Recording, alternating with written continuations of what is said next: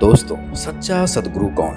ये सवाल सुनने और पढ़ने में आसान लग रहा होगा, लेकिन हकीकत इसके बिल्कुल विपरीत है। सबसे पहले तो आपको ये बता देते हैं कि सद्गुरु कोई इतनी सस्ती व आसान वस्तु नहीं है जिसे हर कोई प्राप्त कर सके। सद्गुरु की शरण पाने के लिए देवता भी तरसते हैं, लेकिन वर्तमान समय में गुरुओं की भरमार है। देश दुनिया में भक्ति और भगवान के नाम से हजारों लाखों सद्गुरु बने बैठे हैं। अब ऐसे में सवाल यह उठता है कि सच्चा सद्गुरु कौन?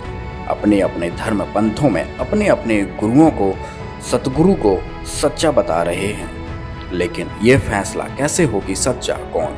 दोस्तों, वीडियो अंत तक देखते जाइए, आप अपने आप ही फैसला कर लेंगे कि सच्चा सद्गुरु कौन है। तो सबसे पहले आपको हम ये बता देते हैं कि सच्चा सद्गुरु कौन होता है और मानव देहधारी प्राणियों को सद्गुरु की आवश्यकता क्यों होती है। सद्गुरु वह अनमोल खजाना होता है जिसे प्राप्त करके मानव हमेशा हमेशा के लिए अमर हो जाता है। सद्गुरु से मिलने के बाद अनेकों लाभ प्राप्त होते हैं। जैसे सद्गुरु मिलने के बाद मनुष्य के सर्व दुख दूर हो जाते हैं, हर प्रकार का रोग कष्ट नष्ट हो जाता है। सद्गुरु शरण ग्रहण करने के बाद मनुष्य सर्व सुखी हो जाता है। सद्गुरु ही है जो मोक्ष कराता है। सद्गुरु उम्र भी बढ़ा सकता है। सद्गुरु मुर्दे को जिंदा भी कर सकता है। सद्गुरु मिलने से मनुष्य का अंधविश्वास पाखंड खत्म हो जाता है। सभी प्रकार की बुराइयां दूर हो जाती हैं। सद्गुरु 84 लाख योनियों में से जाने से बचा लेता है। सद्गुरु के ऐसे कितने गुण गाएं। कबीर साहब जी ने कहा है कि 7 समुद्र की मसी करूं, लेखनी करूं बन राय, धरती का कागज करूं, गुरु गुण लिखा न जाए। कहने का तात्पर्य है कि सद्गुरु मिलने के बाद मनुष्य को अनेक लाभ होते हैं जिसकी महिमा भी नहीं की जा सकती। अब हम विचार ये करेंगे कि क्या हमारा गुरु सच्चा है तो आपको इस तरह से कोई लाभ प्राप्त हुआ है कि आपकी बुराइयां दूर हुई हैं, क्या आपको सुख मिला है? दोस्तों, आप हमें कमेंट बॉक्स में ज़रूर बताएं। दोस्तों, अब हम आपको बताएंगे कि सच्चे सद्गुरु की पहचान क्या होती है। वेदों, गीता आदि में पवित्र सद्ग्रंथों में प्रमाण मिलता है कि जब जब धर्म की हानि होती है व अधर्म की वृद्धि होती है तथा वर्तमान के नकली संत महंत गुरुओं द्वारा भक्ति मार्ग के स्वरूप को बिगाड़ दिया गया होता है, फिर परमेश्वर स्वयं आकर या अपने परम संत को भेजकर सच्चे ज्ञान के द्वारा धर्म की पुनः स्थापना करता है। और इसकी पहचान यह बताई है कि वर्तमान धर्म गुरु उसके विरोध में खड़े हो जाते हैं, राजा प्रजा को गुमराह करके उस पर अत्याचार करवाते हैं। सच्चे सद्गुरु की पहचान में कबीर साहब जी ने बताया है कि जो मम संत सत उपदेश दृढ़ावे, वाके संग सब राड़ बढ़ावे, अर्थात जो सच्चा सद्गुरु होगा, जो सच्चे ज्ञान को देगा, उसके साथ सभी झगड़ा करेंगे। दूसरी पहचान है कि सच्चे सद्गुरु को सभी धर्म ग्रंथों का ज्ञान होता है। गरीबदास जी अपनी वाणियों में कहते हैं कि सद्गुरु के लक्षण कहूँ, मधुरे बैन विनोद, 4 वेद 6 शास्त्र कहें 18 बोध। अर्थात जो सद्गुरु होगा उसको सभी शास्त्रों का, सभी धर्म ग्रंथों का, जितने भी दुनिया में सद्ग्रंथ हैं, सबका ज्ञान होता है। तीसरी पहचान बताई है कि सच्चा सद्गुरु एक दिन में 3 समय की साधना बताता है।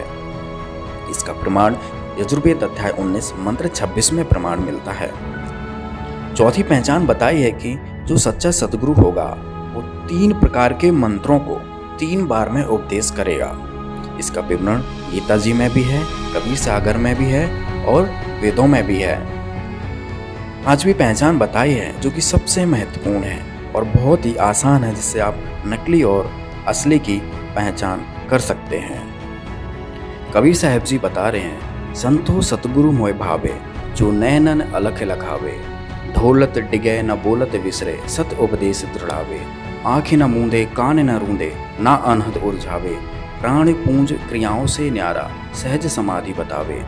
अर्थात जो सच्चा सद्गुरु होगा वो किसी भी प्रकार का कीर्तन, नाच गाना, मेडिटेशन, आंख बंद करवाना, कान बंद करवाना, श्वासों के द्वारा क्रियाएं करवाना, ये कुछ नहीं बताएगा। छठवीं पहचान बताई है कि सच्चा सद्गुरु वह होता है जो आपको 2 अक्षरों की जानकारी देता है। जय पंडित तू पढ़िया, बिना 2 अक्षर 2 नामा, प्रणवत नानक एक लंघाए, जे कर सच समावा। तो इधर गुरु नानक जी बता रहे हैं कि जो सच्चा सद्गुरु होगा वो आपको 2 अक्षर की जानकारी देगा। कबीर साहब जी ने भी कहा है कहें कबीर अक्षर दो भाख, होगा खसम तो लेगा राख। ये भी सच्चे सदगुरु की पहचान बताई है। सातवीं पहचान बताई है कि जो गीता अध्याय 15 के पहले श्लोक में लिखा हुआ है, जो इस संसार रूपी उल्टे हुए वृक्ष की संपूर्ण जानकारी दे देगा, वह सच्चा सतगुरु है। सतगुरु की और भी कई पहचान बताई गई हैं, लेकिन अभी हम इन्हीं बिंदुओं के आधार पर सच्चे सतगुरु की तलाश करेंगे। सच्चे गुरु की तलाश में दुनिया भर के गुरुओं की लिस्ट बनाई और उनके समर्थकों के साथ संपर्क साधा। हमारे शास्त्रों में जो सच्चे सतगुरु की पहचान बताई है, वो एक एक से सभी धर्म गुरुओं पर फिट बैठाने की कोशिश की, तो एक महापुरुष को छोड़कर सतगुरु की पहचान किसी पर भी फिट नहीं होती है।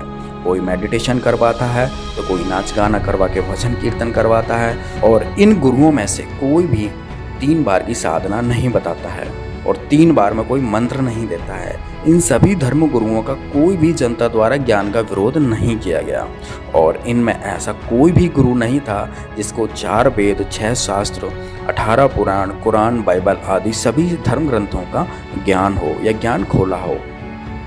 और इनमें से ऐसा कोई भी नहीं था जिसको 2 अक्षर का भेद हो, जिसको 2 अक्षर की जानकारी हो।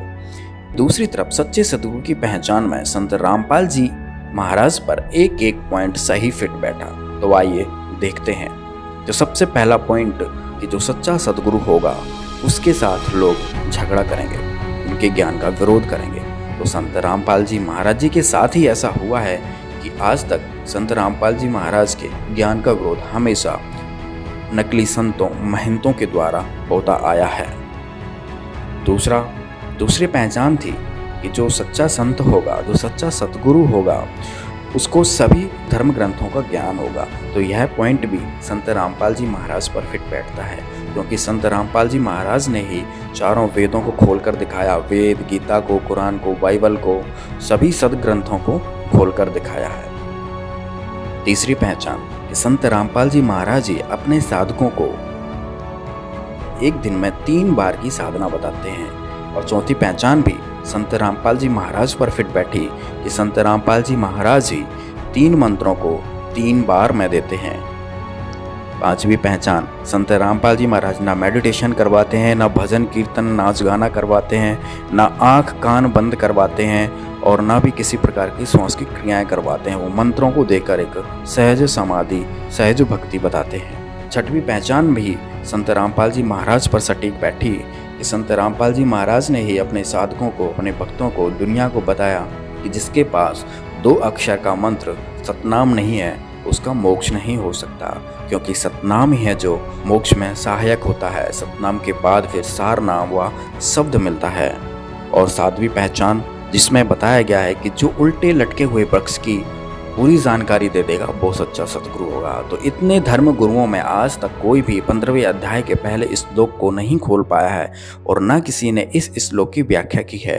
संत रामपाल जी महाराज ने ही 15वें अध्याय के प्रथम श्लोक 1 से लेकर 4 तक सबको खोल के बताया कि उल्टा लटका हुआ वृक्ष कौन है, जड़ कौन है, तना कौन है, पात कौन है।